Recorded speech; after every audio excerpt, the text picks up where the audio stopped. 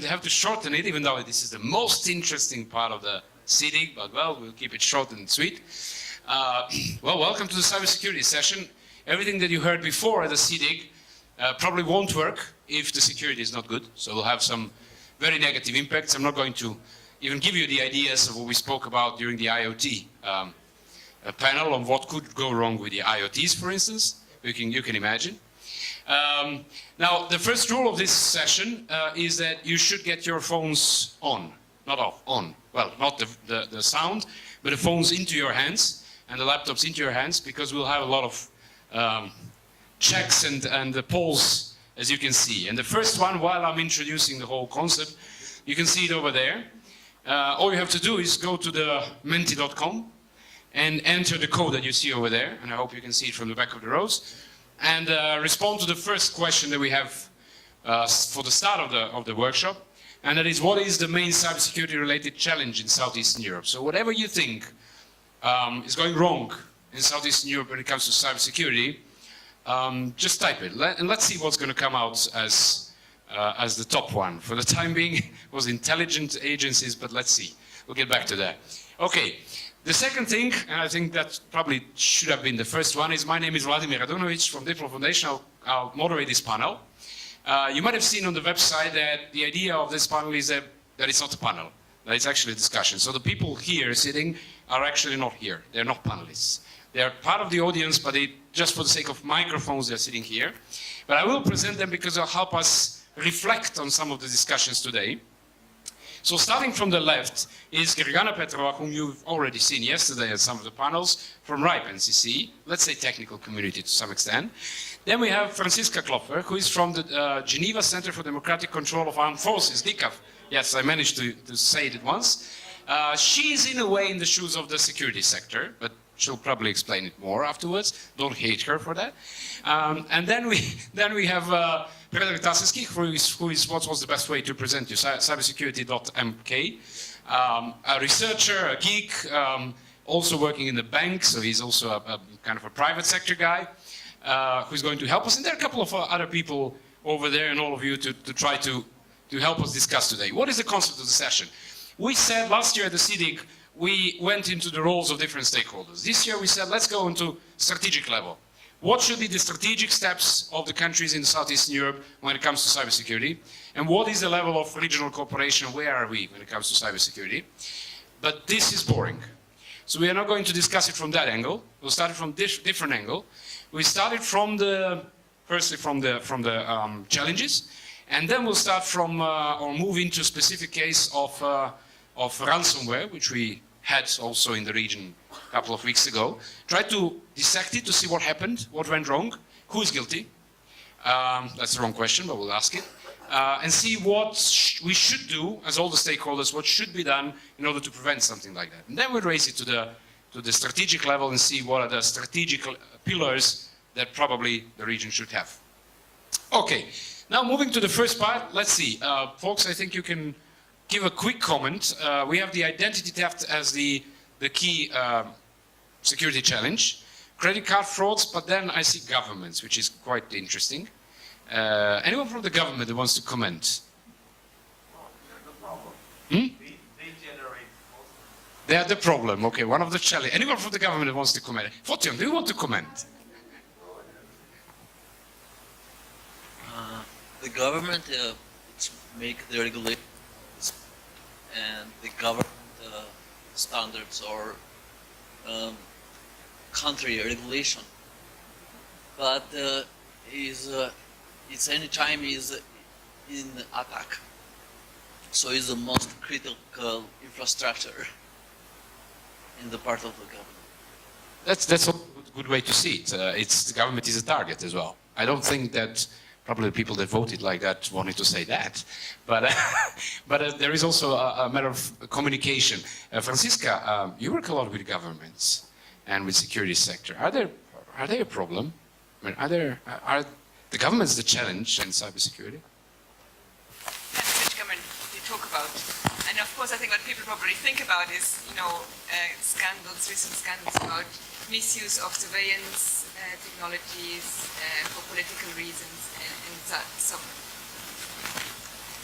Yeah. So I think, yes, the government, if they misuse technology, then they become the problem. Okay, we'll get back to governments on a particular case, but then we also have, and this is what I like, ignorance. That's probably one of the key messages they will take afterwards in the awareness raising, and I like this one on Facebook. This is interesting. But it's since it is a cloud, it means a couple of people actually say Facebook. That's what's quite interesting. Okay, let's move on to the first part, which is, and we can keep changing that, but we'll move to a second question very soon. And I do want to focus on a particular case of WannaCry ransomware virus, which we had even in the region here. Why is that? Because we want to go through what actually happened and why did it happen. After all, whose fault is that to some extent?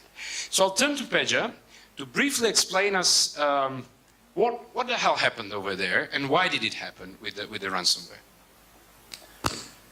Thanks a lot. Yeah, so the one that we had actually 2 weeks ago is still running.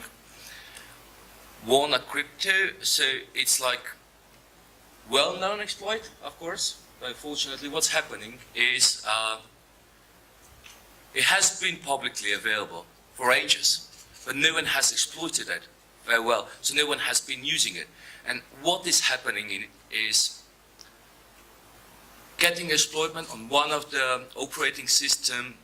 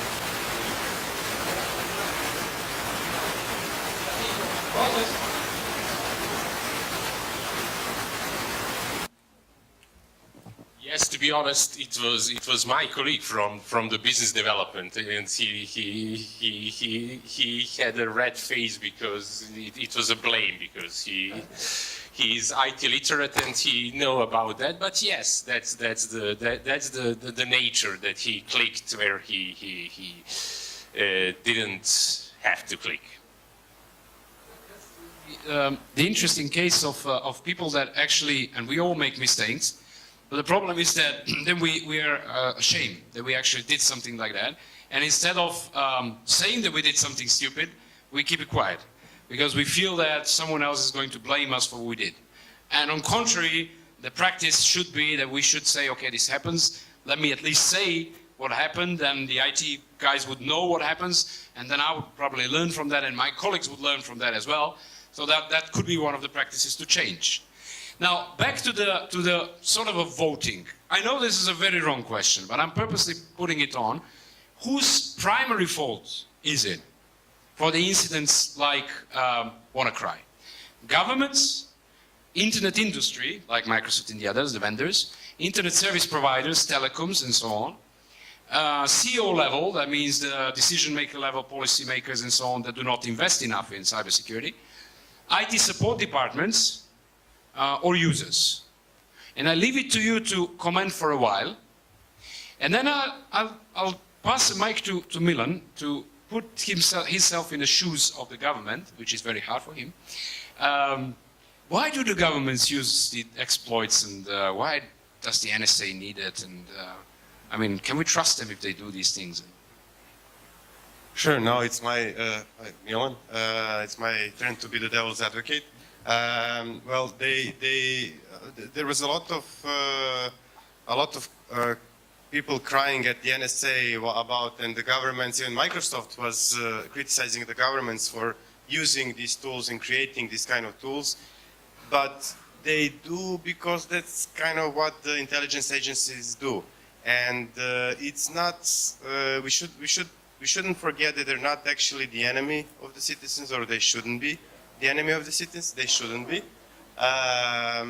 They do have a role to play in societies. They do develop these kind of tools and use them and should use them against criminals, against terrorists, against the bad people.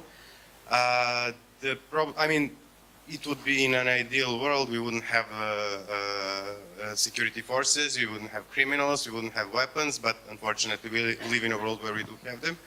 But they should be careful in how they store them. Same like they should be careful in how they store bombs and how they use bombs. They should also be careful in how they store and use these kind of weapons. And there should be policies, there should be accountability measures in place, which we are lacking, and we're even lacking the discussion of it. And the discussion is not there because we ignore the fact that yes, they do spy, that's their job, that's what they do. They do develop this kind of tools, they will develop them in the future, but let's think how to make sure that they are deployed and stored properly, if that's possible. This goes very well with the great discussions we had at the youth school in the first day. So I'll pass the floor to Mike, but I would also like someone of the folks, and especially ladies, that were very active in the first day, those from the security group, but possibly also from the other, to sum up what did we discuss, or what was sort of arguments when it comes to the role of the security sector and the government in security in general, cybersecurity. So think about it. Any one of you from the group on security, but Michael. Well, I actually had a direct point. I had a direct point that I wanted to make. So it's not about the youth school, forgive me. So the first thing is that I think that almost everybody in the room here will agree, or could agree anyway, to the fact that everybody in one point or another all of these stakeholders are responsible at some level. Users for not updating their software or not backing up their data. Companies for not supporting software security, but even then that's contentious because XP has been, not unsupported for years. Is it the hospitals for not upgrading? But the fact is, this question's a bit misleading in a certain way because in my perspective, WannaCry was very different from the others. I think that what the NSA did was absolutely criminal. I mean, the way that patients in hospitals might have died just because the NSA was using it for their offensive capabilities, oh, sorry, I'm speaking very quickly.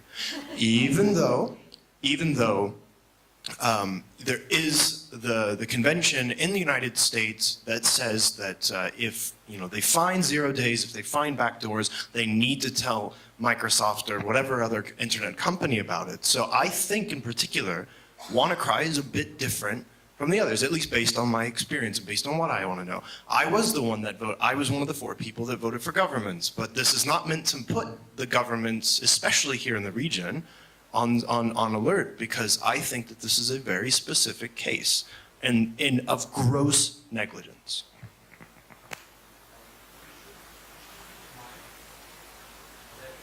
NSA is just one of the governments which is actually using the exploits. Some researchers, and I'll pass the floor afterwards to Andriana, who did a bit of research on that, is that many other governments are actually investing in offensive cyber weapons. So this is becoming a big problem or a big issue, if we wish. We'll get back to that in a minute. I really want to hear, because I think the discussions were great. Conflicting sort of privacy versus security, even though it's not either or. But there were some great arguments about how to look into the role of the security sector, and that's why I wanted to hear.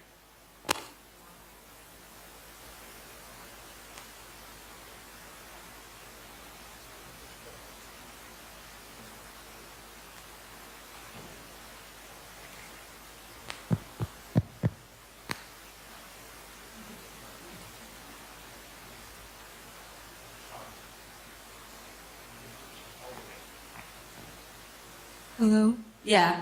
Thank you. Yes, the SEEDIG Youth School yesterday had a very interesting debate. We had a privacy team and security team, and the security team highlighted the importance of cooperation, and we mentioned the WannaCry situation, the case.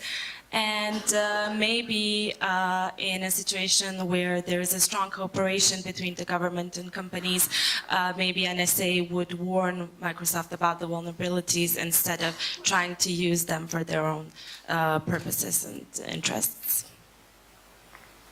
Thanks. Now I'm looking back at the results that we have, and I see that the internet industry grew up a little bit, so it's equal with the government. Which brings us back, Michael, to your comment, to what extent the government is definitely it's fault for misusing the exploit, but then again the exploit is in the industry, in the software, which raises the question of the liability of the industry. I don't know, yeah, Mike, you can pass the mic over there. Mike, you can pass the mic.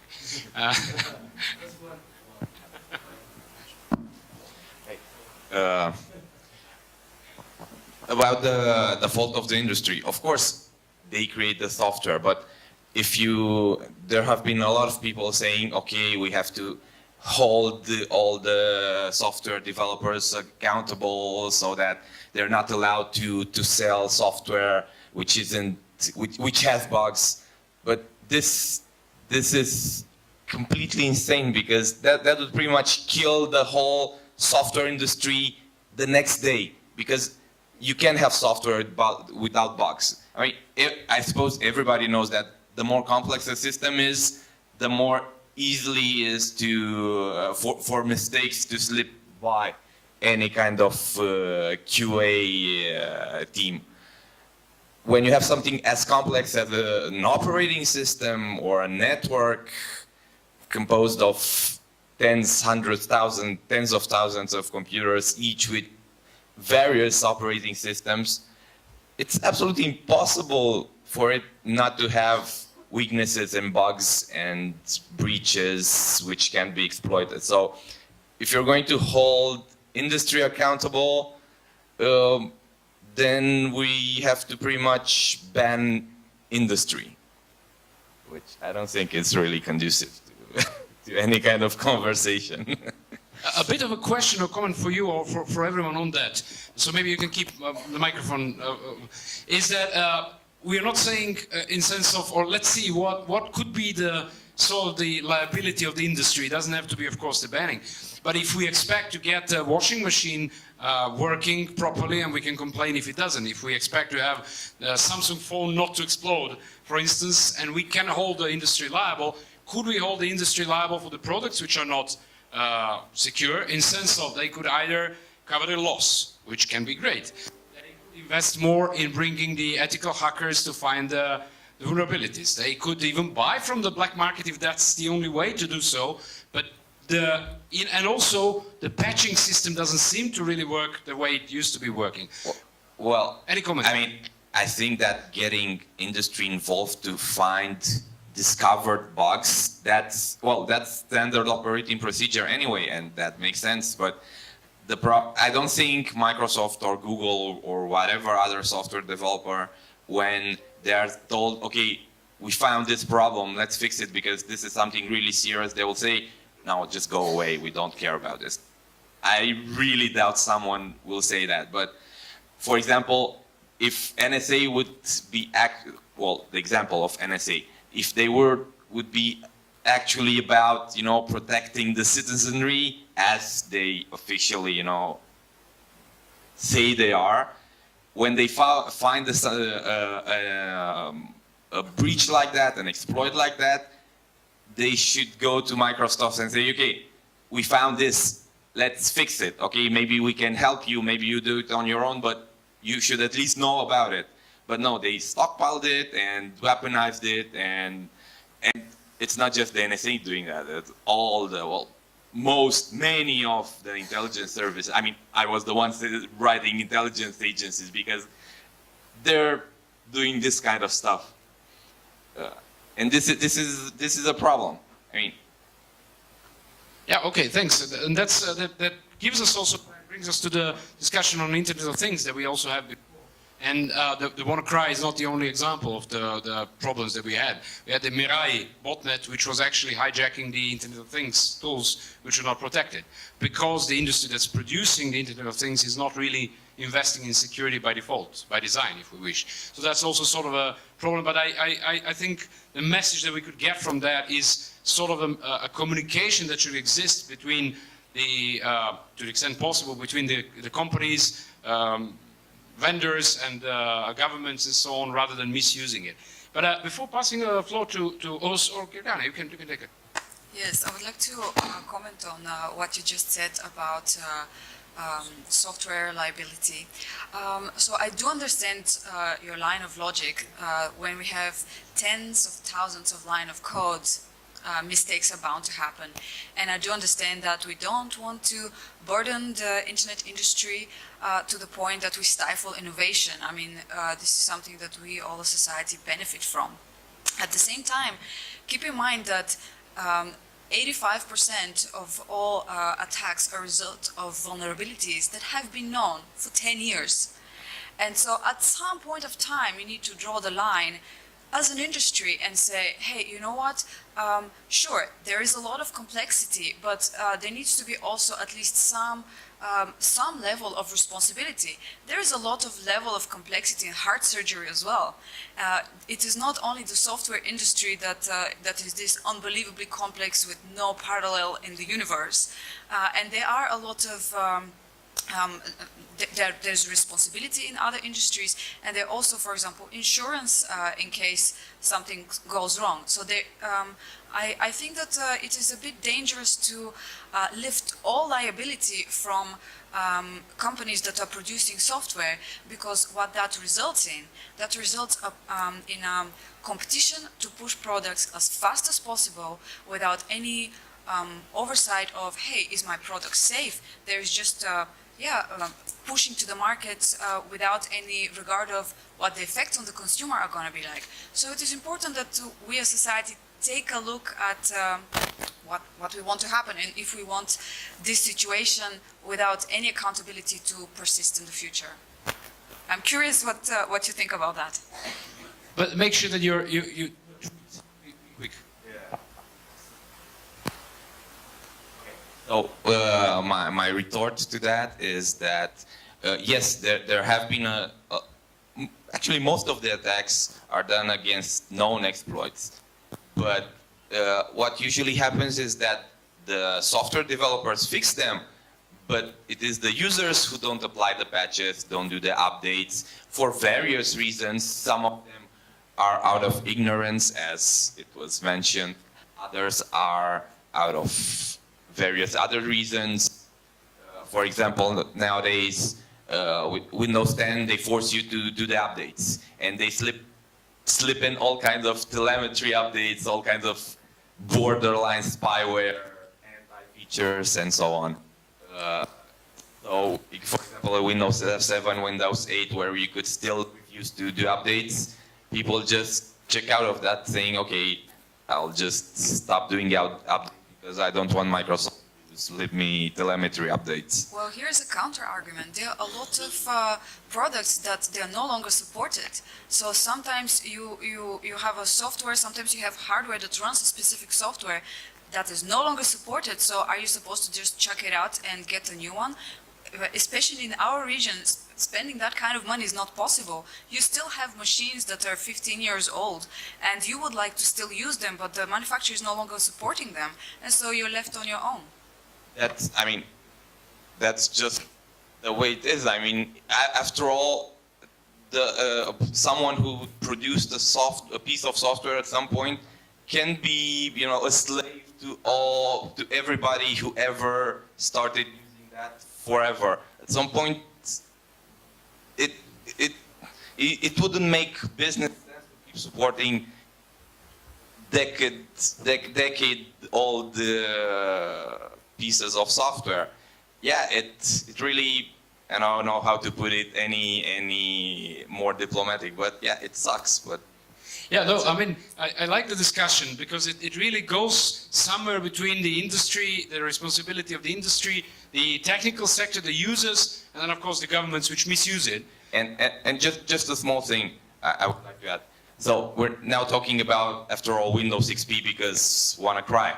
But in the banking industry, they still use software written in Fortran and COBOL in what, 60s, 70s. They're ancient stuff. I mean, Predrag knows more about this kind of stuff, but there's a lot of really ancient software being used in banking. And I think actually in banking no longer this applies due to the fact that regulatory has very strict rules and laws nowadays. However, on the other industry, which is air, like planes, flight control, and all this, oh my gosh. And I think when we get even back to older than anyone else here in the room, you have operating systems. Like there is only 2 people able to function and to maintain the software that you have in Eurocontrol. Everything else has In died yeah. of old age. Yes. So if something happens to them, it's like crisis. Unfortunately. And that's basically what Gergana also said, especially for the region, because, for instance, in the hospitals or other services, in public service, we have systems which are linked to XP. If you want to get a new software, that costs them amount of money, and then you also have to get the new Windows versions, and we don't have funds for that, and usually people say, don't touch it, it works.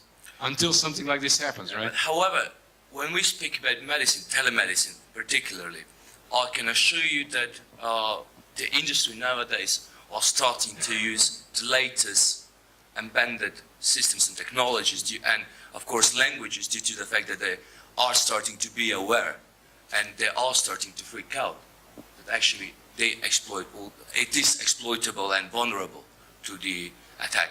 And especially we have seen to IoT now that we are aware that so this is the thing, something has to happen so then you start to be aware, or you have to fall on the stairs and then you be careful. If you don't fall on the stairs, you won't be careful. So it's a very straightforward approach. And if something happens, then you're starting to be, ooh, let's see what's happening here. And then you're starting investigating, and then you figure it out. That actually, it's not a question. I do agree with the topic that comes, and I said before, whose fault it is. I will say all. And I think you're totally right. We can summarize what you said. When it needs to happen, unfortunately, and in many countries, including in Netherlands and Estonia, It needed to happen so that we realize. But then at least, as they say, don't waste the crisis. When we have the crisis, we at least shouldn't waste it. Now, I like that we have a huge number of comments on the user's side as well. And we had some changes over there, more on a CEO level, which is also interesting, that there is a there is a gap between those that should be strategically thinking about investments in cybersecurity, either in companies or in governments, and those that should be actually implementing it. So that's quite an important issue. Before passing on to the next part, I just wanted to get back to Andriana about some of the research that she did on how many governments, how much, to what extent the governments are actually investing in offensive and defensive cyber capabilities. I guess there are no governments, at least no records in this region, but generally, globally, it's interesting. Hello everyone, I'm Andriana from Diplo Foundation. I was part of a researchers team that, as Lala said, mapped out the defensive and offensive capabilities of governments around the world. Now, offensive is very interesting because, shockingly enough, governments do not really want to tell the whole world how much they are going to invest. So we have data for Russia, China, Australia, US, Canada, and I believe England and France. It's a bit hard to access this over my phone, I'm sorry. But what I found particularly interesting is that Russia stated in 2016, Federal Security Service said that they are creating a deterrent system that is in response to similar plans announced by the US. So you can see that there is not a lot of trust among governments, and it's definitely the wrong approach. Thanks. Any comments on this one before we move on to the next one? So the next one is now turning into what should we do? So the next one is, and I invite you to, this is kind of an open question. What are the measures, what are lessons learned? What are the measures that we, any one of us, governments, industry, users, IT sector should do when it comes to cybersecurity to prevent these things to happen and to maybe react to them? So anything that you think should come up to back up your data, that sounds good. Education, education, education. Go on. And I'll pass it to Peja, because Peja, you mentioned already some bits of that, but maybe give some other thoughts out of your head, just brainstorm what else should we do. So first of all, awareness, awareness, awareness. Then education, education, education. But then comes something else. When you become aware, or when you become educated, what do? You start implementing security measures in your devices. However, nowadays we have 1,000 or 100 standards, frameworks, laws, or company policies. What has to be implemented? And I always say, nevertheless, what do? Be aware that your system cannot be 100% secure. Never. Always that 1%, it's actually one of the most crucial and most important. For this reason, I always say, use whatever you want, but be aware of using the best practices. Best practices are any processes, backup, encrypt your data, if you have, of course, sensitive data, use antivirus, anti-malware, and so on devices. And of course, be aware what you're clicking on. Any other comments that you want to share without writing? Now I see there is a lot of education there. What I'm missing, but that's absolutely fine. What I'm missing is a more, well, education is a systematic one, but some of those are like backup and so on are kind of procedural ones. Is there anything more systematic that we see? That the government should do? Mike, you want? That the government should do, that the private sector should do, that this is probably more on the user side. Not on the user side. Well, I guess you could consider it on the user side. So for me, one thing that I was thinking a lot about as I was reading about the ransomware attack WannaCry, I kept thinking, well, a lot of the system, or some of the institutions that were hit, for instance, hospitals, a lot of them say that, you know, what I read, they say, well, we can't afford to upgrade our systems. Like maybe they have problems with funding.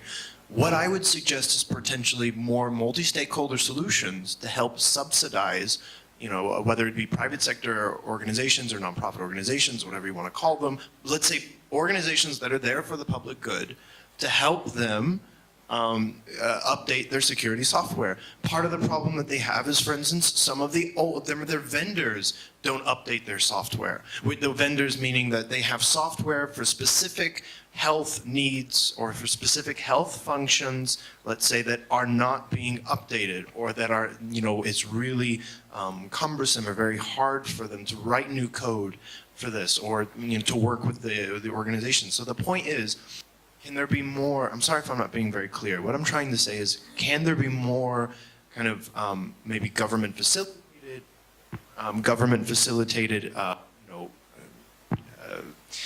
sorry, I keep interrupting myself. Government facilitated interaction that can help, these public good, these institutions that are doing public good to secure themselves and do it in a cost-effective way. In the end, we do need to think about costs because they are really expensive. I have Vladimir, and then I have Valentina, and then back again. So you worked a lot on strategies in general, and as Mike said, if you go into sort of a standards, sort of things that the industry should do, it brings more economic costs on them, right? On one hand, it brings a burden to them, but on the other, the communication between the stakeholders is also important. What are your takes?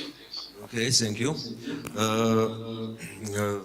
Very important is relation between government structures and the private sector, and why. For companies, for industry, for private sectors is some procedures of information securities, and for the government is very important and strategies, and all countries has a strategy of cybersecurity and action plans and all this. And according to these strategies is very important is also legislations, because it's a device functions for government and private sectors also.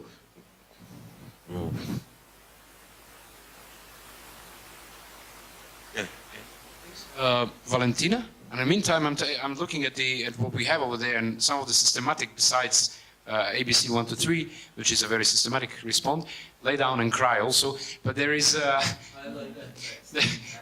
make CSERT, the computer emergency response teams, basically on a national level, more operational, which is a systematic response to that.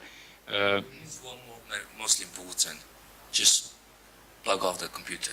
Yeah, there was one actually. Switch off the router. Yeah. Switch off the router. No, switch off the router is different. Ah, that's a different one. Okay. It's different. Okay, Valentina, and then we'll have in the back. Yeah.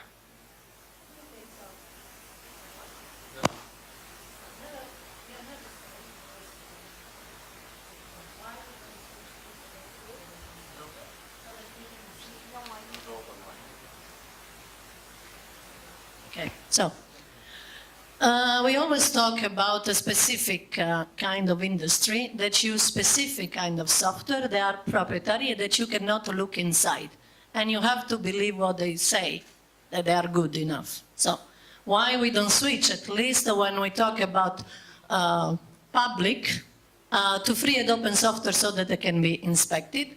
Why they don't pay and they don't invest? Because we talk about big corporations, we talk IBM, Oracle. If they just give the taxes that they do not pay in the country where they work to do what they are supposed to do, produce good, solid products, we might have less troubles. We will have always trouble. So let's give money back and invest money so that the shareholders don't need to have billions to be ranking first and fourth and have more money that country, GPD or whatever. This would be one. Second, paying fines, because as a user, I cannot feel always the responsibility to be ingenious and be a genius, and I don't want to be constantly disconnected, because this is called a siege. I can stay without electricity if it's necessary. I can stay without the water. I can go also to take water nearby, but I don't think that this is my human rights. And innovation should be bound to human rights. So I think there are different models of industry. Why we always forgive this industry the abusive richness that they have? Thank you.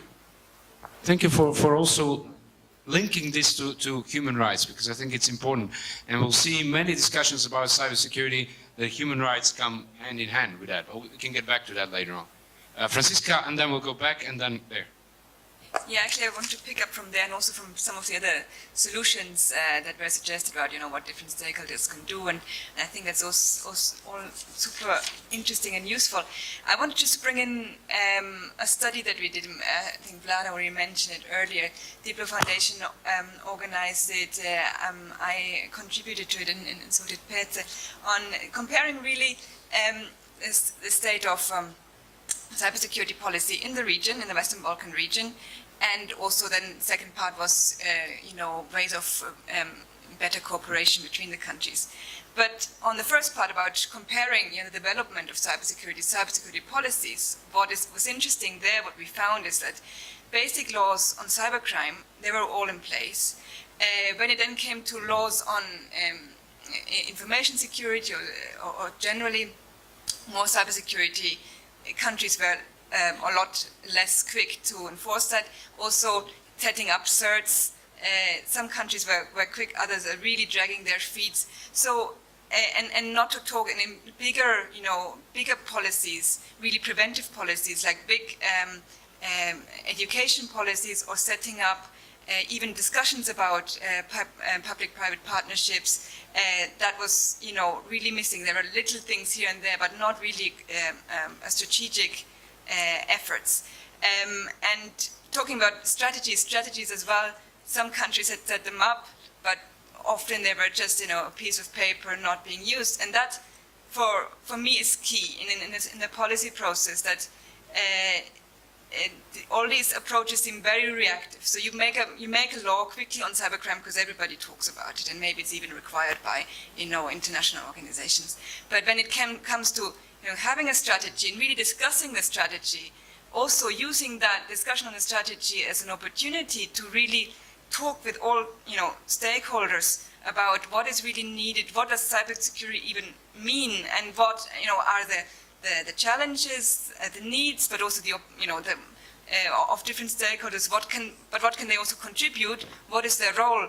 These discussions were not had, and I think that's a big. It's generally, I think you can say that for many countries, but this is what I know now because this is what we looked at in the region. So I think when we talk about these different solutions and we talk about who's responsible, and that it's nice to have this discussion here, but I think these discussions have to be done in a more, serious and a coherent way at national level.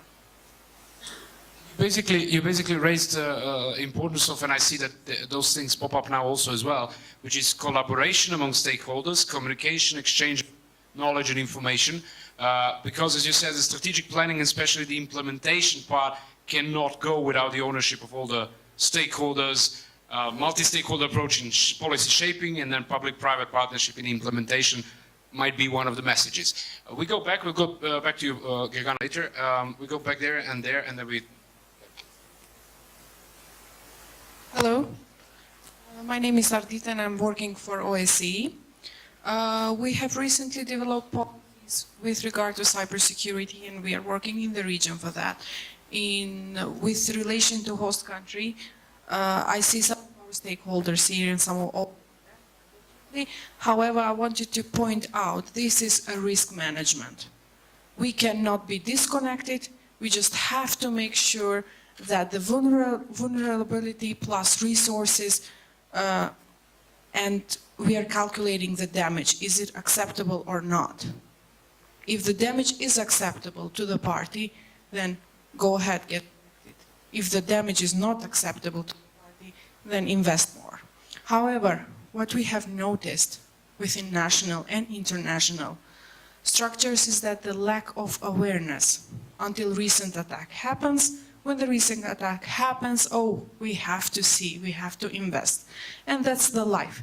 The form of the crime has changed, so the form of the risk has changed, so the form of the evaluation should be changed as well. And I think the more we are aware of it, the better we can estimate the vulnerabilities of systems, of vulnerability of states, of institutions, and so forth. I'm not here to talk about government or private sector. I'm here to talk about the new form of economy, new form of crime, new form of transnational connections. Over there? Ah, you have it. Okay, good. Something Mike said made me realize something. He was talking about, you know, having all this old software which is out of service, and that's essentially abandonware. If you're familiar with the term abandonware, essentially software which has been abandoned by its creator, and it's commercial software, proprietary, closed source, so you can modify, you just use it as it is and work around its imperfections. And I think that one option of not having this problem is stimulating the use of open source software, because with open source, even if, let's say, it's abandoned by the community, if something arises, you can still go and patch any newly developed, discovered issues. But yeah, I mean, in some situations it might be easy to stimulate the use of open source, in others not so easy, but I think this is something that should be considered and could be a positive step forward. Somehow I get the idea that you were the one to post "keep calm, Linux and encrypt," but but that's the message. No, it makes sense absolutely. Open source is definitely one of the possible ways ahead. Gagana, you wanted to add something, and then I'll move to the kind of a next level. Yes, so we are talking about lessons learned from these attacks, and I have the feeling that we're missing one crucial piece of information, and that is who is behind those attacks. So what we know so far is actually from the WannaCry ransomware attack, there hasn't been so much money generated from it. I think about 50,000 euros. Okay, that is a lot for one person, but actually when we're talking about the grant, the global scale of the attack, that is not so much. So that raises some interesting questions. Are the people who are behind the attack not really professionals? Or are they even scarier doing this for training? So is there an even bigger attack coming up?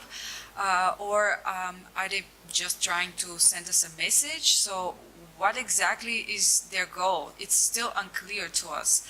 And so maybe the one positive thing that is coming from the WannaCry, also the Mirai botnet DDoS attack, is raising the awareness of how vulnerable we are and how vulnerable even our critical infrastructure is from those attacks. And so, yeah, Vlad already mentioned, let's not waste a crisis, but maybe a lesson that we could also take from this, cyber attacks are here to stay. So let's, maybe it's also important, for example, sometimes after a crisis like this, governments are really in a hurry to be seen as doing something, so they push some fast regulation without really thinking it through.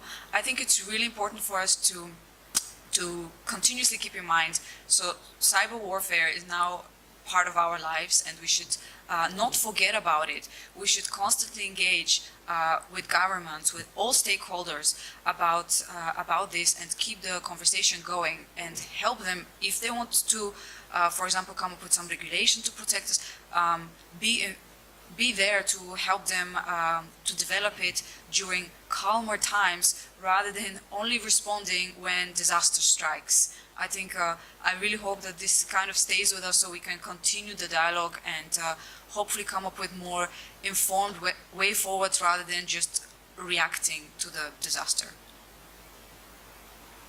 Thanks. I'm trying to put it now on a little bit upper level. So before we had sort of the lessons learned and measures that we could take to respond to such a risk.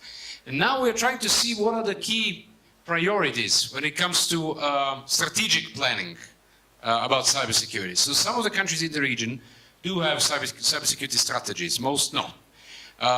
Some of those that have copied something that NISA suggested, which is good. Usually it doesn't go into implementation, but we can discuss that later. So I took out the letters are small, but when you go to your mobile phones or gadgets, you'll see it clearly. What we're trying to do is to rate the importance of different strategic pillars for the Southeastern Europe. Now, all of them are important, but what do you think? What is more important than what? That's on one scale. On the other one is the reality. So basically, what is the reality of how each of these issues is dealt with in Southeastern Europe? And I'll read them through, and you can go to your devices and try to mark it. So first one is combating cybercrime. Then we have critical information infrastructure protection. Then we have CERT functionality. We have awareness in cybersecurity culture, education and research, public-private partnership, human rights and privacy, conflict prevention and confidence-building measures, international cooperation, also in sense of what Gergana mentioned, cyber defense, and child protection online. So you can try to rate each one of those on both scales, on scale of importance, as you see it for the region and for our countries, and then on a scale of reality, basically, or where are we, how, to what extent the countries are actually dealing with that and coming back to that, we have a couple of responses. Let me see, what we have 4 is awareness in cybersecurity culture, seems to be the most important, but also that the governments are actually working, or the systems, the countries are actually having that high on a strategic level. Okay, go on with that. In the meantime, Vladimir, I'll get back to you once again, because you worked on the strategic papers for Georgia. Some of the experiences and main pillars that were incorporated in the strategic planning in Georgia, having in mind all the political environment that you are in and so on, some experiences. Okay, thank you. I would like to talk about our Georgian experience. As we have now second the cybersecurity strategy and action plan also, and on the second strategy I worked on this. After August War, 2008, and where the development this sector with supporting of Estonian colleagues, and now what is important in this strategy is some international relations is very important. Awareness and education is also very important, and very important also some technical issues, and like some cyber lab and cyber laboratory is very important also, and the relation between the government, all stakeholders, and the government, private sector, there also the technical society is very important also. What about this? It is our small experience, Georgian experience. Thanks. Anyone who wants to share experiences about the strategic planning and the process in your countries? How many countries do have strategy on cybersecurity from the region? Romania, Albania, Croatia, Ukraine. Does anyone wants to, Slovenia, right? Does anyone wants to share the experience? Zdravko? If you know the details of what's inside. Not much, huh? About the process, or? Maybe only say I don't know the details, but recently I learned that about 40% of the strategy is concerning education. Do you have the mic over there? Oh, okay. Okay. So, Romania. So I just have one comment, one word comment about the Romanian cybersecurity strategy process. Closed. Well, I think actually that's the case in most of the countries. That one of the complaints is that it's done by the government without much of the consultations, and we've seen in a previous step to what extent the measures we need to take to prevent something like an attack is actually very a shared responsibility. And then on the other hand, we have, that's why this reality check is, now by the way, for those that are voting still, this SAT is the wrong one, it should be the reality, so that you know that we're going to change. Do you want to share anything about the Ukrainian experience, if you know, if you're aware about the process? It's like the aim of the document is kind of very restricted because it is aimed at the countering the Russian aggression at the moment. But since it is a strategic document, then it makes more sense to make it in a broader audience, so that in case some new challenges arise, then you also can apply this document for that. And also, it prescribes more specific regulation to be adopted on the national level, but it also says about that anything which is counter to national interests and national security, and once this that it is contra to national interests, then this should be kind of prosecuted, but it's still at the strategy level. Who knows? How to be more specified later. Thanks. Can we get the idea from Slovenia? I don't know to what extent you're aware, at least with the problem. So hi, sorry, I just have to swallow my gum. Okay, he jumped on me with the microphone. I was like, anyway, yes, in Slovenia we're doing, I guess you could say, several things. So on one level we have a very good CERT system, so the Center for Strategic Responses related to threats around online and cybersecurity. On the other hand, we've just established a new agency that deals with online threats and cybercrime and cyber warfare. And at the same time, I guess you could say that's the similar that's the similar as in Croatia. We're emphasizing awareness and learning about it. But the problem being, I heard today we've been discussing a lot about raising awareness and doing informative and educational work, and that's fine. But on the other hand, the idea is, recent idea is to move from raising awareness to establishing security culture. So it's not just, that people are aware of not clicking links in weird emails, but that the companies and governments and other entities are, let's say, generally aware of the, how to behave and how to react on things that are happening. So it's not just, you should know about this, but you should know how to react and how to prevent these things. Thanks. And a quick question for you about the process. To what extent was it open to? Was it open to? Yes, I mean the strategy was written by the government. Then it was put into public discussion. In the public discussion, there were a lot of, as I said before, entities from the government, from the public sector, from the industry that participated and gave comments. The government took those comments, integrated it, let's say, more or less in the final strategy, and I mean, yeah, and then it was put into law, and okay, now we're waiting for the government and the newly established agency to start using the strategy. There was a sort of an open consultation process. Yes. Now I'm taking, before passing the floor to Milan, and then further, I'm trying to see what we have here. We have the most important, where all of them are close, and that's clear that you judge that all of those issues are very important. But what we see is that education and research is the top priority, if I can see well. And the second one is protection of the critical information infrastructure, and then awareness in cybersecurity culture, and then human rights and privacy. That's interesting. And then when it comes to the reality check, we can see that actually awareness is doing quite well in the region, and international cooperation to some extent. That's strange, but we'll see that.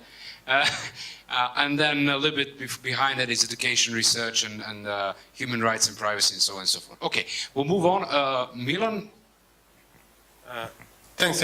I just wanted to make a general comment about, okay, I live in Serbia, so I can comment about processes in Serbia, but I would believe that it also can be applied to all of the region when it comes to, in general, strategies and how we make them and what we do with them. Generally, in Serbia, usually the strategy drafting process is done in order to tick the box, usually because of integration or some other meaning, or just because it sounds good that we should do it.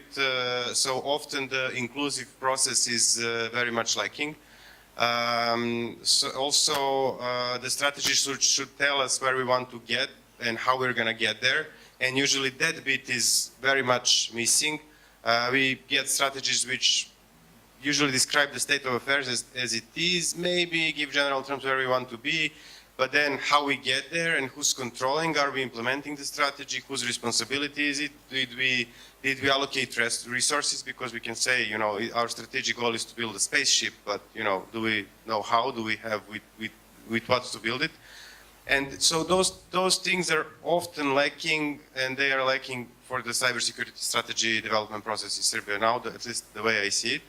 But at the same time, I think it should be noted that having strategy is much better than not having it at all, because still, however it was built, it will have some good sentences, it may have a positive impact, and it may give umbrella to those who are willing to implement some portions of the strategy. So the strategy as a whole probably won't be implemented, but some portions of it may be implemented, and those who would be doing that would have the umbrella of strategy, which is very important. So yeah, that's... I think the emphasis on the implementation is important, because we do see in our region that we actually have papers which are not usable. And that always brings me back to an interesting story. Some of you might know the story of lawyer Valtazar Bogišić, who used to be building up the civil law in Montenegro during the Napoleonian time. And he was basically asked to do a civil law for Montenegro. So what he did, he went through the people and collected the customs of people, what they do, how they feel, in order to involve them in building up the whole law, in a way to get them the sort of the ownership of the whole law. And then it was absolutely accepted and implemented, because it reflected the needs and people were involved. It is an old example, but I think especially in the case of cybersecurity, where we actually have a lot of stakeholders which do have stakes and you can't defend on your own, this has more sense than ever to bring all together and make it an inclusive process, which brings back to what Bogdan said. It's usually closed, unfortunately. But what's the experience from Albania? Okay, in Albania case, cybersecurity strategy, the most important elements are education, of course, the critical infrastructure, and the safe internet that include children protection and user protection. And we are working also to security law, which is included also cybercrime, and we're dealing with we have decided methodology in how to prevent or to manage critical infrastructure attacks. That means, yeah, more or less the topics are similar across the region, similar to the European strategy, so it's not a big deal. The big deal is the implementation, actually. And I'll focus at the end just quickly on the international cooperation, because it's interesting that it's important. But on the other hand, while we do see a bit of international cooperation, or growing one, when it comes to the cooperation between the countries discussing the norms and confidence building measures. There is the UN government group of expert process of discussing the norms of behaviors of states in cyberspace. There's the OSCE process on discussing the confidence building measures among states to avoid the conflicts. At the same time, we know that, okay, the Balkans at least, but beyond that, the Southeastern Europe is sort of a barrel of gunpowder, and we always need a trigger for some big conflicts. Cyber could be, and we saw that around the world, could be a kind of a trigger of misunderstanding if there is no dialogue among states. Now, to what extent the region, Southeastern Europe, is actually involved in dialogue? Is there any sort of a cooperation among the countries. We discussed previously that the CERTs are cooperating, at least through ENISA and some established systems. But to what extent the governments are actually discussing cyber on their agenda when they meet, that's a big question. I'll pass the floor to Franziska again to maybe show us some light of what we found in the research, or what we didn't find in research, and then if there is any other comment about, or the example from the regional cooperation. Let me start by what we didn't find in the research. A lot we didn't find. We were looking a lot at what cooperation exists between the countries of the Western Balkans on all different kinds of aspects of cybersecurity, because we've thought, there's so many areas where the countries could really or have to cooperate if it's just, on a very basic level of, addressing common threats, but also, exchanging expertise, because we're saying, we don't have a lot of resources, so it's good to exchange expertise or even, tools, but also, to just have common policy discussions in order to maybe come up with a joint standards, or being together be more presented in international fora where international standards in cybersecurity are discussed. So we didn't really find much at all, which I think again goes back to the fact that countries in general don't seem to have, very clear and open policies about, what their plans really are in cybersecurity, and therefore also what regional or international cooperation plays as part of this policy. So we looked, at more what already existing regional cooperation bodies do in this field, and of course they don't do much at all. And I mean, these are bodies like the RCC, the Regional Cooperation Body for the region. Their main mandate is not cybersecurity, but but still they haven't really taken it up yet. They're in the West Balkans or Southeast Europe, there's so many of these joint bodies that exist. A lot of them actually maybe don't work that much anyway anymore, and few of them have really dealt with cybersecurity, and if so, they maybe had a seminar here, another one there, but none of them has been given or has taken up a mandate to really do either joint trainings, for example, or to sit together to work on joint policies. So that we found that there's really quite a lot still missing, and that we should maybe think more about how can these bodies be used more. But before we even go there, I think before we even look at bodies or what, we have to really ask ourselves again, or the countries have to ask themselves, so why do we want to cooperate, and why is it important, and then what do we want to cooperate on? And I think that's important just to remember that whatever we talk about, we shouldn't set up another one of these many cooperation bodies which are nice and people talk about it and everybody's happy that there apparently is dialogue. But more that you think about, okay, how can cooperation help cybersecurity in the different countries, for the people of the different countries? Where does it make sense? And who needs to cooperate? Because it's not just governments. I mean, for example, law enforcement cooperation makes a lot of sense. It happens already a little bit, can be increased. Governments, but also other stakeholders, how can they cooperate more, and how can different mechanisms be set up to facilitate their cooperation? But again, my main point was that whatever is done, it should be done in a, first of all, logical and but also in a transparent way. So it is really clear what is done, why, between who's talking with whom, to which end, and that also obviously this is all done with the ultimate aim of securing the rights of the people, ensuring their security, but within a human rights framework. Thanks. Yeah, the findings were not really encouraging. We'll share. I'll tweet later on the link to the full report if anyone is interested in details. It is quite interesting. There are also some good suggestions on how cooperation in the region can be boosted. Is there any thoughts on the regional cooperation, or any good example that we can share on regional cooperation when it comes to cybersecurity? At least one. I was hoping to see one. I know it's hard to say. Two. Okay, that's comforting.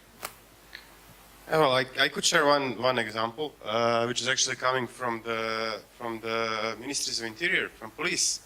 So DCAP, the organization that Francisca and me are working for, is also hosting the Secretariat of Police Cooperation Convention in Southeast Europe, which actually facilitates dialogue and communication cooperation between the Ministries of Interior from Vienna all the way to Moldova, EU, non-EU, all of the regional countries.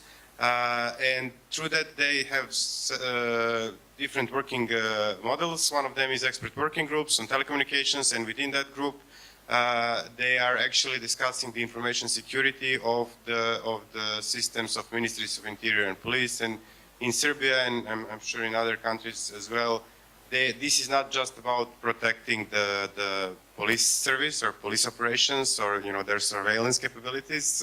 It's not that at all. It's actually protecting citizens' data, which is used and needed for the e-government services and documents, etc., etc. So there is this kind of started organically through their meetings, and information security is one of the topics, and this hopefully can then be raised to higher levels. Thanks. At least one good. Okay, we have another one in here. Well, it's good. We have something to share.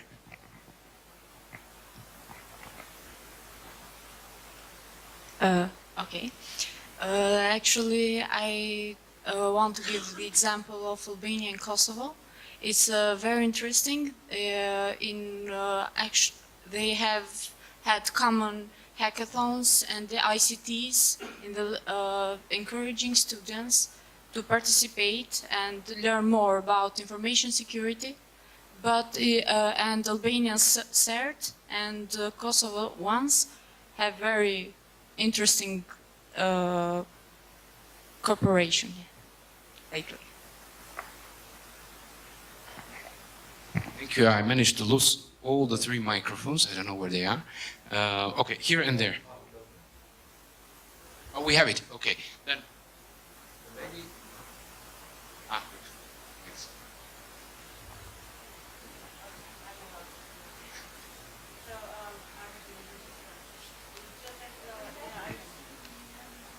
The streaming. Yeah, we have the remote. Okay, it's working. Katja Kmet from Slovenia. It's actually ENISA. I'm sure you're aware of this institution. You can find, there's a group, Article 13A, which deals with these problems. And you can also find on their webpage all cyber security strategies of all European Union countries. So I think this organization also comes and helps different countries implement the strategies, and so I think a good place to go to, or at least inform yourself about it, about the topic. Sir? Yeah, sure. That is actually a very good point that you mentioned. However, we have been having troubles cooperating with ENISA due to the fact that several countries in the region are not a part of European Union, nor haven't started yet the process of entering to European Union negotiations.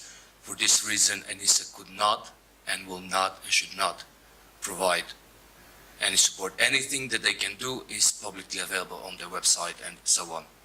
But coming to support like mutual support or training like they do for any other European countries, unfortunately, they cannot do this for the region. Yeah, we have been raising this for several times, that this has to be somehow tackled and handled in different way, but unfortunately due to the fact that they are European-founded agencies, so there are no ways of changing the law for it. Still, only for this country, so. Still, it stays that, of course, the resources over there on the east side are very, very useful. Okay, we have one comment here and one last comment there, and then we are wrapping up. Okay, about cooperation, about international relations, I would like to thank you, Francesca, for your comment about relation. It is a very important relation with cyber divisions of UN, EU, some Deloitte, maybe some Microsoft. But it is also very important that the relation cooperation at the place it is named first. It's for example, Georgia is a member of FIRST. It is a place where you can share information about incident, about nature of incidents, about organization, crime organization of who was attacker also. About this is very important also. About ENISA also, Georgia began and implement standards of ENISA in our country also, and we are also cooperation with ENISA closely. Thank you. Thank you. So it's important to know, of course, this technical level of cooperation which really exists within CERT, FIRST, and many others. The last comment in the back rows. Thank you, Sergio from Moldova. So I will try to cover all in one. In Moldova, we have a program on cybersecurity.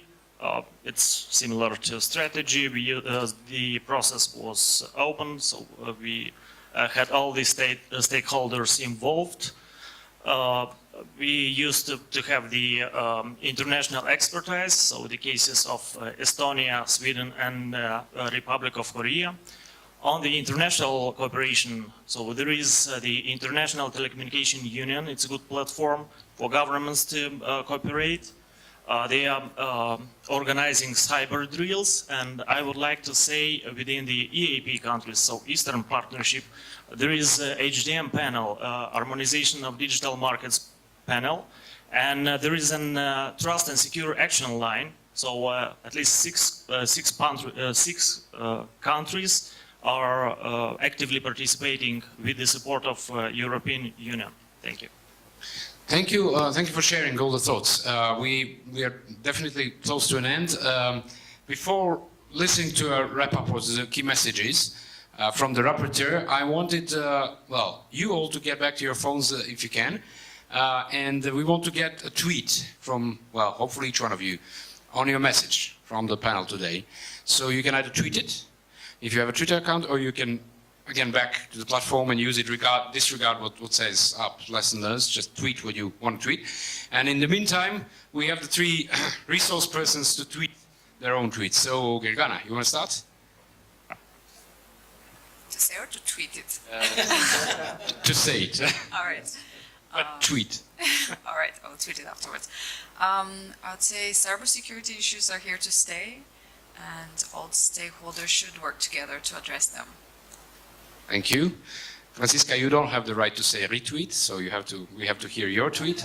I retweet and then I add to it, because I want to follow up. So you're saying that all stakeholders should do something, and I think they should stop dragging their feet and take responsibilities. Talking about governments, because you said earlier that I was talking, I'm not talking on behalf of a government, by the way. I'm not working for the security sector or government, but from government's perspective, stop dragging your feet and take your responsibilities.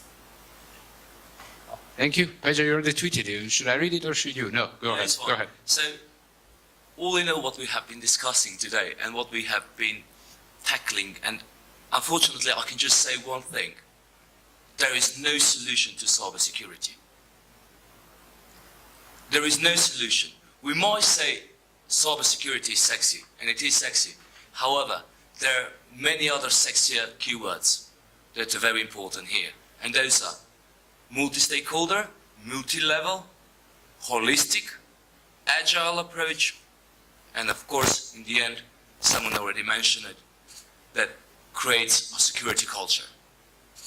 You know, you started sounding like a politician now, I can tell you. Okay, back to the rapporteur with the key messages. Thank you very much. Together with Vladimir, we put up some notes for you. I hope you will agree with us again. So firstly, cybersecurity is quite a complex area of research. It goes firstly to vulnerabilities of an operating system who, even though it was known, the vulnerability I mean, not too many users pay attention to it. Taking that into consideration, an advice would be to update the systems, well, antivirus and everything related to, and yeah, well, unfortunately, I don't really understand my writing. Yeah, users are mostly the weakest link. And according to a tweet that was a few minutes ago, ignorance seems to be our new best friend. Okay, yeah. Are you agree with us on that? The second one is the software industry should be more responsible on their development. The human factor is very important. Are you agree? Yes. The third one, the most important word that we're supposed to have in mind when we run for cybersecurity, as you can see it on the screen, are education, awareness, and a good security strategy for each of us. Do you agree? Okay. Cybersecurity laws are adopted completely different, unfortunately, from one country to another. One of the solutions might be in the top level discussion between different stakeholders, asking them to synchronize the strategies among them and among the countries, in the region. And one more thing that is, well, I'm a rapporteur, so I might not be, in the position to add comments to anything that, yeah, but I will take the opportunity. We debated a lot about WannaCry, but if we are to compare WannaCry with Stuxnet, with the Flame, with Duku, I think WannaCry is just a game for kids, if you are to compare with. Yeah, and that was my comment. Thank you. Thank you for misusing your your function, but it was useful, definitely. So, patch your system, back up your data, update your antivirus, don't click everywhere, don't share everything, and communicate. Thank you for coming today, and well, we're moving to the closing session. Big round of applause for all of you.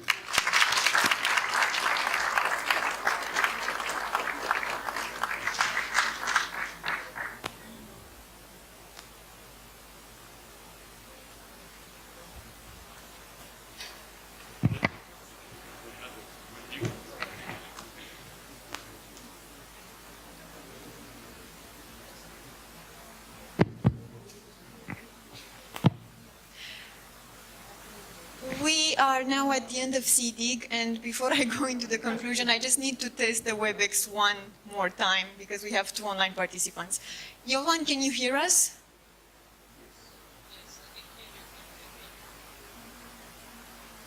He did. Can you repeat, please? I don't hear you.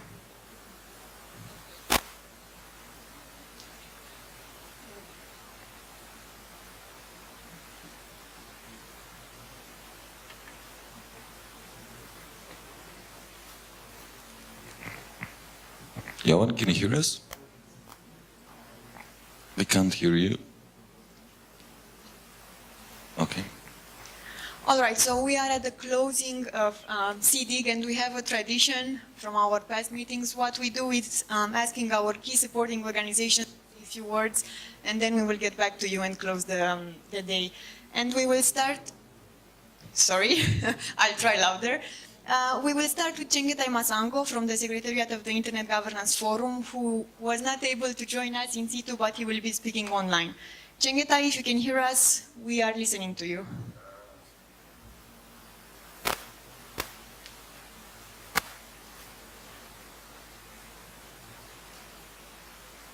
Chengetai? Well, it seems WebEx is making us trouble at the end of the day.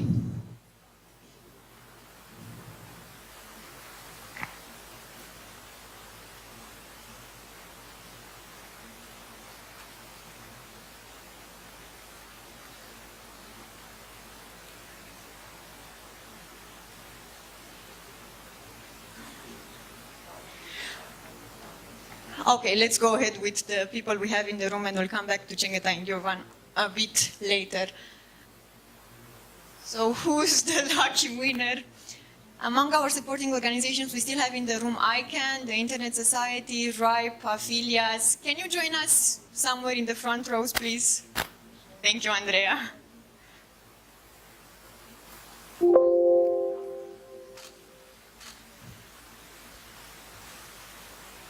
Since you are the first. I'm supposed to talk too? Yes, by the way, everybody's exhausted. I can't hear you. Okay. Well, we take great pride in supporting SEEDIG. We have such a great bunch of people. So, is it working? It was a great pleasure being here, hearing all the discussions, being a part of the discussion. It was all very enjoyable, especially a big fan of the closing remarks. And yeah, that's it. I'll see you around. Thank you. Thank you, Jeren, and thank you to Frederica as well, although he's not here. Thanks so much for your support. Andrea? Okay, just a few words. So, I don't know where to start because for ICANN, sponsoring SEEDIG is it's almost a given because it really goes into our commitment to getting people understanding what is internet governance, getting closer to its core processes, and for us getting them closer to ICANN. So for us it's an amazing entry, and plus it's, and I can tell from direct experience, is by far the most advanced bottom-up, completely open, transparent, cross-national discussion about those issues that I've seen. And you should be proud of it.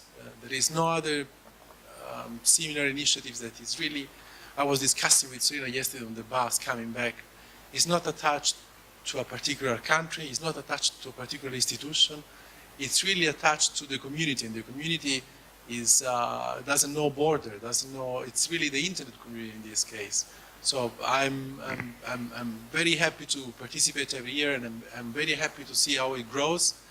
I only have a request for you, is that you should appreciate what you created, I think, a bit more, and feel the ownership and make it grow even bigger and larger. So when you go back to your own country, speak about SEEDIG with your community, with your friends at work, even with your family, with your friends. You know, I don't mind if next SEEDIG we'll see your grandmas coming. I'm sure that they use internet and they go on Skype, and you know they're as concerned as you are about those issues. So I would really like to see more of uptake from the community. We have, for the first time, we have the youth participating. I was amazed by the day that we spent together on the 24th. And the SEEDIG fellows. So those are all ideas that came through discussion with the executive committee and the community. Think about how you can contribute, how you can feel it even more closer to your needs, and how you can serve the needs of your community. And I look forward to see you at the next SEEDIG edition and to get engaged as we move along. Thank you.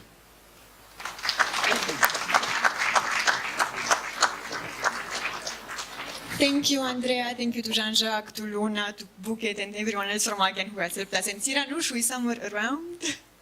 Thank you. Thanks so much. Let's try again with our remote participants. Jovan, can you hear us? I can hear you. Can you hear me? Yes, please go ahead. Okay. Okay. Thank you. We fixed technical problems. It is great to hear that you have an excellent conclusion of the meeting, and congratulations for host Macedonian government and all colleagues who were involved in this process. I would like just to mention 2 points. The first one is the link between Geneva and the SEEDIG process. We had an event co-organized with Macedonian Permanent Mission in Geneva, where we tried to link dynamics in Geneva in the field of digital commerce, data protection, human rights, telecommunication infrastructure with the regional development. And I hope it helped awareness building in the governments in the region about SEEDIG, and we plan to do more. We'll definitely brief them about the outcome of the SEEDIG meeting. This is the first point. The second point is that we as a region are close enough to the major technological centers and to the places where technology is designed. But we are also far enough to keep some sort of a spontaneity and creativity of the region. And I think that we should cherish that, and we should find the space for creativity and innovation in this element of being close enough to the major technological center and being far enough to have some sort of space for innovation and creativity. That should be cherished throughout the region. A region has enormous potentials, many creative people. History wasn't very gentle towards the region, but I think that we have a new chance, all countries, all people in the region, to develop something new in the digital field. And I would like to invite you to continue with these efforts. You can count on Diplo support, both in Geneva and through our office in Belgrade. And once more, I would like to congratulate all of those who were involved in the organization of SEEDIG. I know that you put long hours, but you also put a lot of emotions, as it is typical for our region. And what I can hear is that it paid off, and you had a great event. Therefore, big congratulations from Geneva. Keep this way, and you can count on our support. Thank you very much. Thank you also, Jovan. And I know I shouldn't be doing this because I'm working for Diplo Foundation, but I need to thank my colleagues because they have been really helpful. So Vlada, Arvin, Daria, and everyone else in Belgrade, in Geneva, and in Malta, thanks a lot. And let us try with Chengetai as well. Chengetai, if you can hear us and you can speak.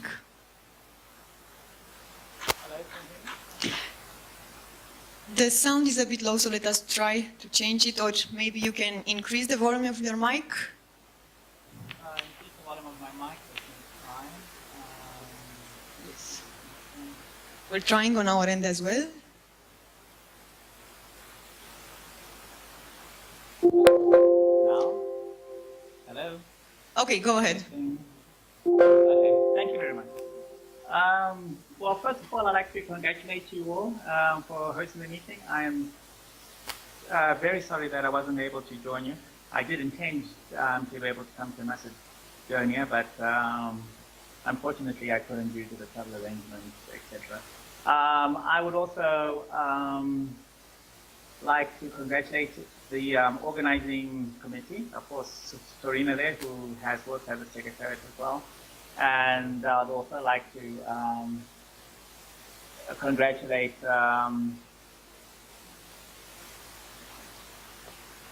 sorry, I'm just trying to understand the names. I'm sorry about that. Sasha, Diana, Aida, for the organization, and of course Vlada. He was doing a very nice job there in the last session,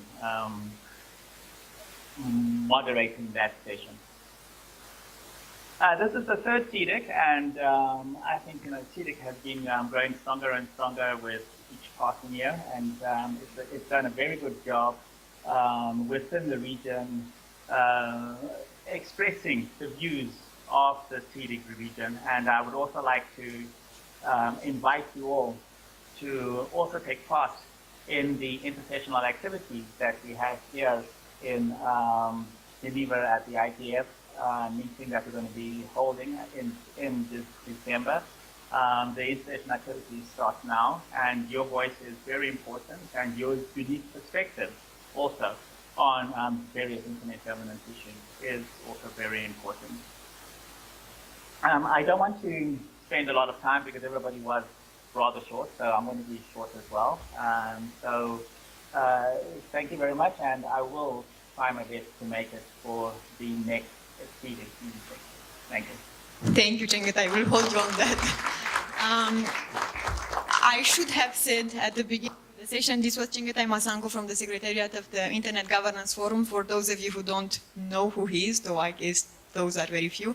Thanks a lot, Chengetai. And I have one special thanks to Anya Gengo from the IGF Secretariat, who has been helping us a lot in putting SEEDIG together. She wasn't able to join us, but she is online and she has been extremely helpful. So Anya, wherever you are, thanks so much.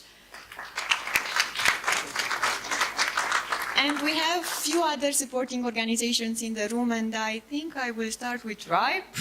Gergana, Suzanne.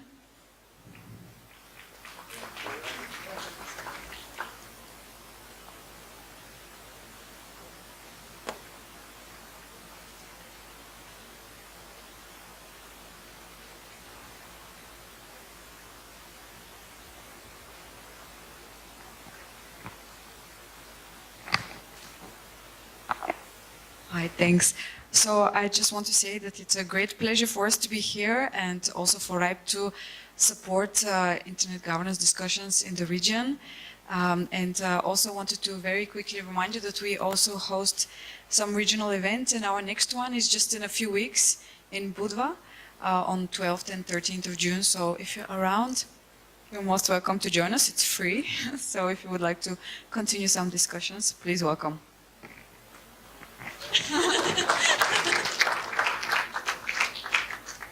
Thanks so much, and one thank you also to Chris Buckridge, who hasn't joined us this week, but he has been extremely supportive to SEEDIG as well. So thanks RIPE, thanks ladies, and thanks Chris. Let's go through my list. Desiree, are you in the room? I'm looking in the room, but I don't see her. Okay, next on our list. I guess I'm moving to our regional supporting organization. Bogdan? Surprise!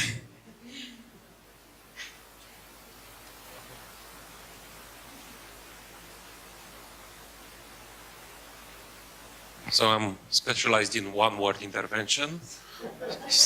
So I would just say thank you in Romanian. Mulțumesc. Mulțumim și noi, Bogdan. Thank you. One word platform, we have few ladies around who would like to say a few words.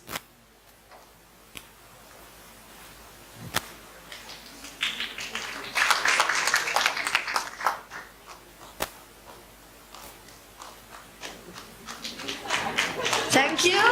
I know you didn't have me enough, but my wonderful friends and colleagues didn't want to show up, so that's what you get. Thank you very much, everyone, Macedonia and all the SEEDIG. Thank you. Thanks also. And because I am next to Wolf, Eurodig, Wolf, few words.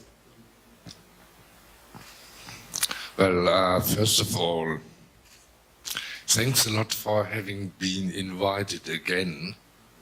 It was a huge pleasure to come and attend the third SEEDIG, which was, as you all realized, a plain success.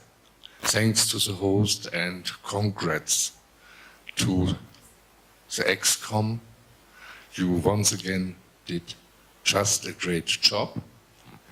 Please keep in mind the end of SEEDIG is the beginning of a next step, and one of the next step, for those of you who are next Tuesday in Switzerland, in Bern, you will be invited to a Swiss IGF, which is a small cozy thing, but there is a next big challenge, what is SEEDIG, a week later in Tallinn in Estonia. And I guess I may see a lot of you in Tallinn again, and it will be a special pleasure, besides the event itself, to have the 10th anniversary of SEEDIG, what we will celebrate accordingly in Tallinn. So that's it. The process goes on and the dialogue goes on, and thanks to all of you. Thank you also, Wolf. Thank you to Eurogeek and to Sandra, who's not with us, but also has been extremely supportive. I need to mention a few other organizations. Although they are not here, they have been helping SEEDIG a lot. We have the IGF Support Association. Marcus Kumar has spoken to us. I think he did that yesterday. Afilias Desiree should have been somewhere around, but she has been helpful as well. The Serbian CCTLD Registry, the Council of Europe, European Commission, Internet Society Armenia, and Internet Society Belgrade. So thank you to everyone for supporting SEEDIG over these past 3 years. And now we have a bit of a, well, new thing at the closing session of SEEDIG. As you have been told, we had this year 2 new programs, the Youth School and the Fellowship Program. And Andrea, if we can start with the Youth School, have some surprises for our students, some diplomas acknowledging their participation in the program. So Andrea, I give the floor. Yeah. So where are the students? Stand up. Don't be shy. A big applause to the students because I think they've been amazing. They are the future of SEEDIG, and I'm very happy to have them. So how does it work? Shall I just? So, Wada Mema, please. Shall we take a picture? What is there? Of course. There. With the flowers.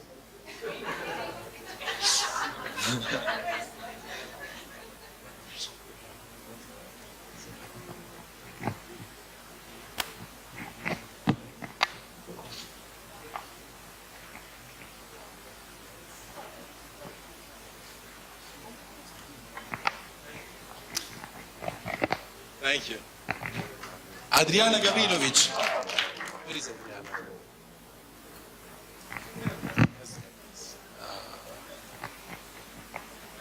Of course. Thank you.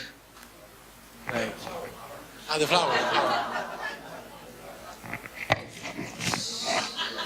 Ah, the flower.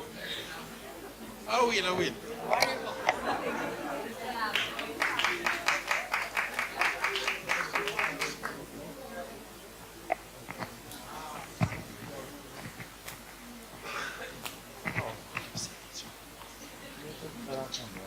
Ani Mrkcan.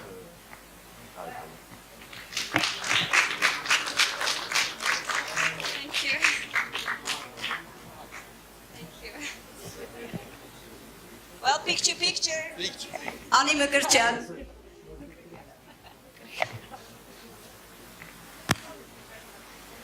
Yeah, enough flowers. Anna Romandas. Anna Romandas. She's coming. Where is she? No flowers for Anna. Flower. Yeah. Congratulations. This is your diploma. Thank you.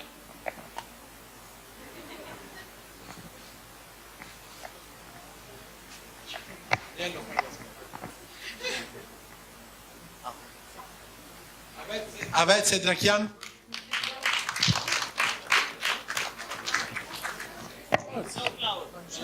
No flower. You want I'm sorry. Thank you. Gender discrimination. Ah, yes, of course, picture.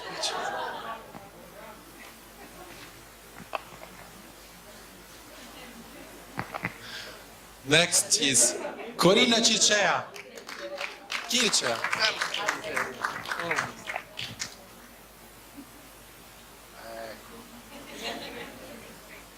Congratulations.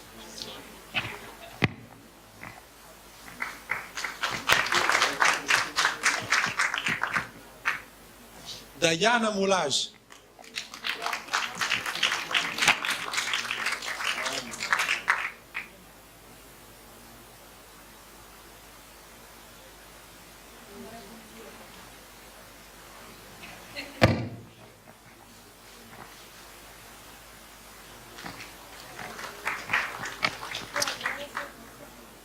Gezara Alili.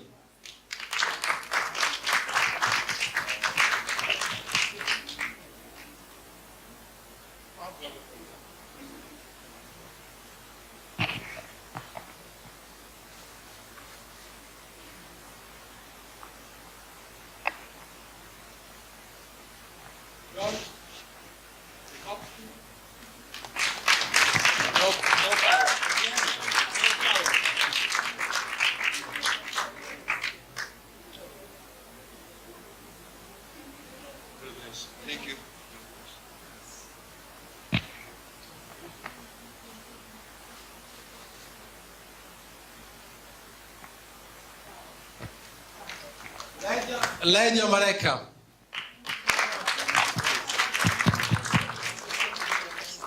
No, she's not here, so we will give the diploma to her colleagues. Loretta Cross. She's here.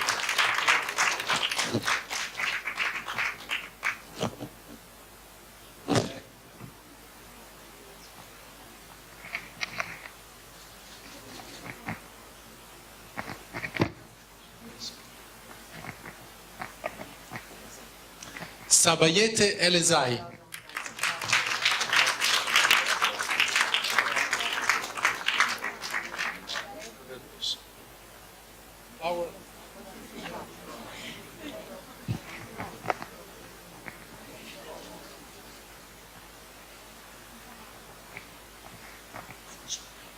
Sasho Naidov.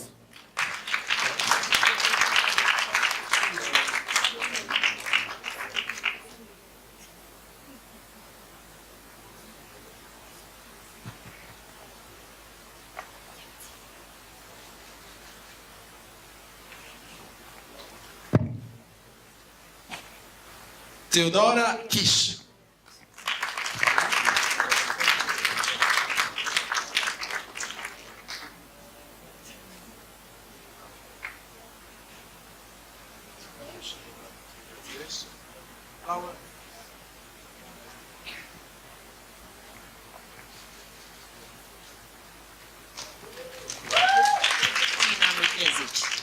Tira Lukezic.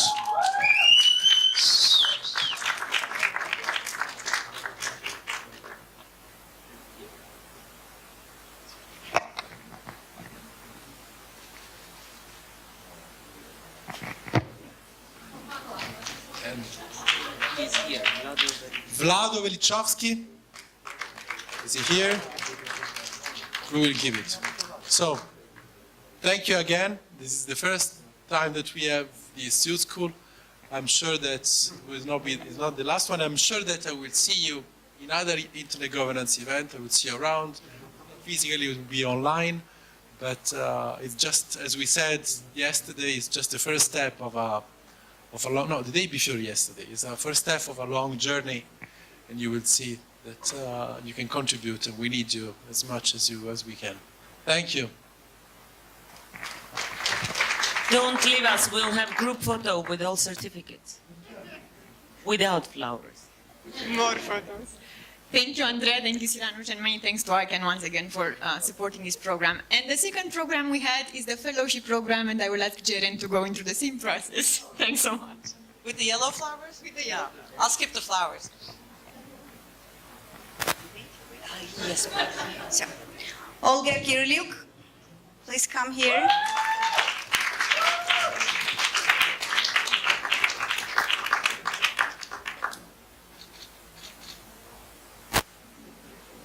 Congratulations. Susonia Herring.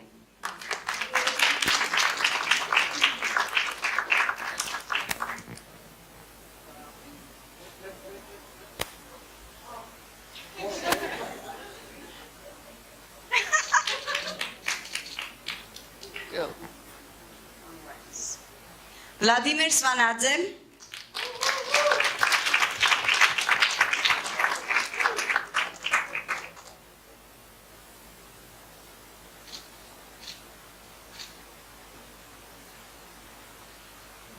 Ucha Seturi.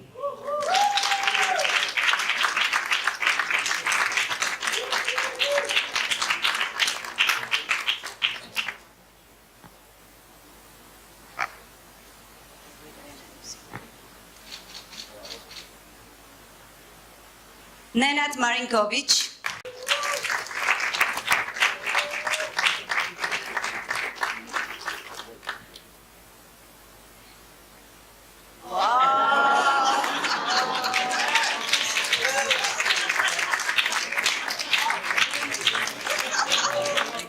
He knows how to do it. Good, good. Mzia Gogilashvili.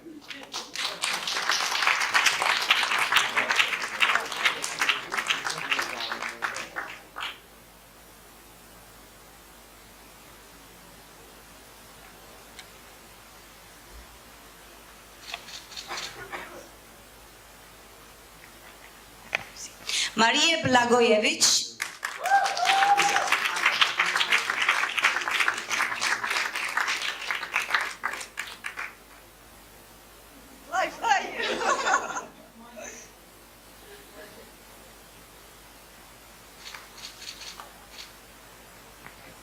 Leah Gubashvili.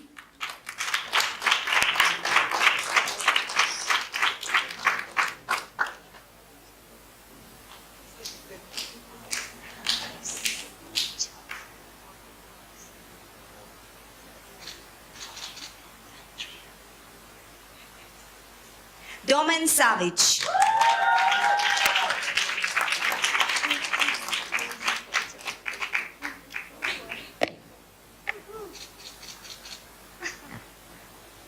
Fotion Costa.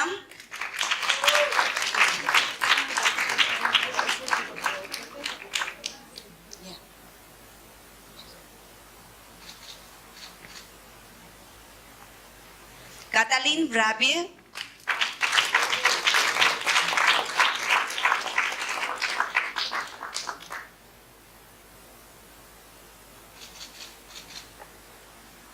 Velma Kuchukalic.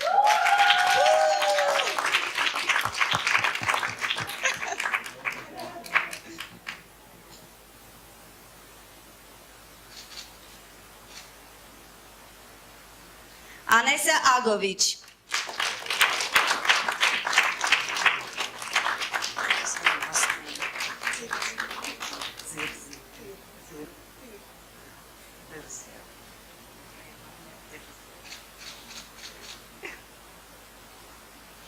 Andrea Maria Tirziu. I hope.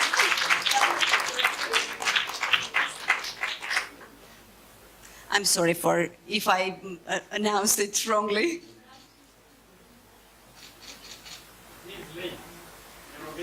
Oh, nice. Andra Bukur. Maria. Who's this?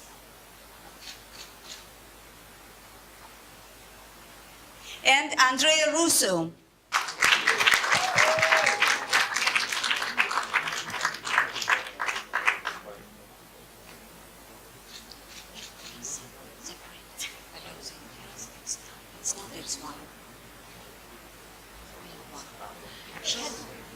You want to say? Yes, don't leave just yet. We'll have group photos with the... Yes, there will be photos with all the groups, but we have a few more announcements to make, and thank you. Thank you, Jeren. Thank you to Frederic. Please pass our thanks to him.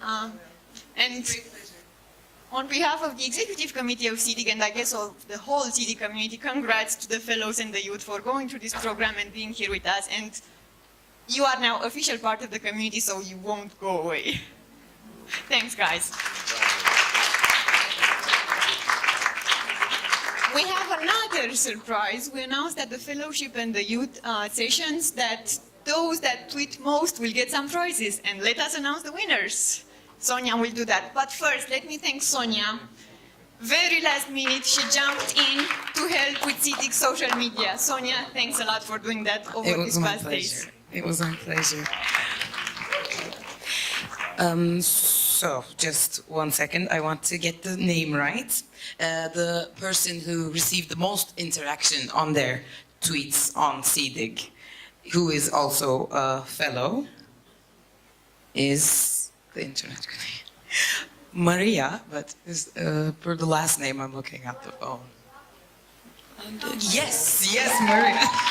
Congratulations.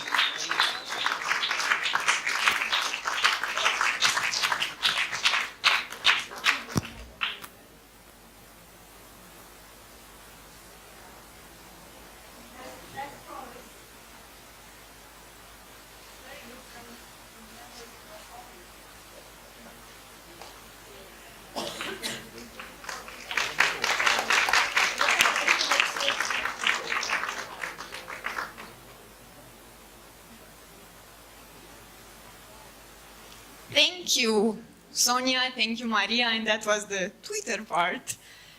Desiree has just joined us. So Desiree, a few words as a supporting organization for SEEDIG. Thank you. I think it shows just it's a worthwhile thing to support. So just on behalf of Affiliates, which is the organization I work for, an Irish-American UK registry for .info.mobi, we love to support talents, and you obviously won. Thanks so much, Desiree, to both Affiliates and DICE of Serbia for supporting SEEDIG. Thank you for all the hats. Okay, so we will go to the actual final thank you, but before that, one last announcement. We are very, very happy to learn that the Macedonian Internet Governance Forum is about to be launched soon. So congrats for that to everyone who's been working on this. And we hope this will inspire other national IGF initiatives to do the same. So for anything SEEDIG can help, let us know. And now I have to do the final thank you part for everyone who's been helping with SEEDIG, in addition to those that have been already mentioned. So let me start. This will be long. For the Agency for Electronic Communications, I will just say very few names, but the whole team has been amazing, so thanks for that. Alexander, I'm not sure if he's around, but thank you for all the technical support. Some round of applause, please. Thanks so much. Elizabeth, I'm not sure if she's around, but many thanks to her as well, and to Dragica as well, and I'm sure I messed up her name, but I'm sorry. Thank you to Marnet, and especially Sanya, if she's around. If not, anyway, she deserves a round of applause. We have another program at SEEDIG this year, the internship program. Merve, Paul, just so people see you.